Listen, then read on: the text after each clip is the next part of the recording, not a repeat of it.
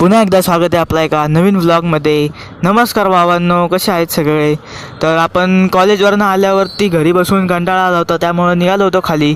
त्यानंतर खाली येऊन आपण पोचलो होतो मूर्तीच्या कार्यशाळेमध्ये. मूर्तीला रंग द्यायचं काम चालू होतं इथं. त्याचसोबत मूर्त्या पण बघितल्या, मन एवढं तृप्त झालं होतं मूर्त्या बघून. एकदम सुबक आणि मस्त मूर्त्या होत्या.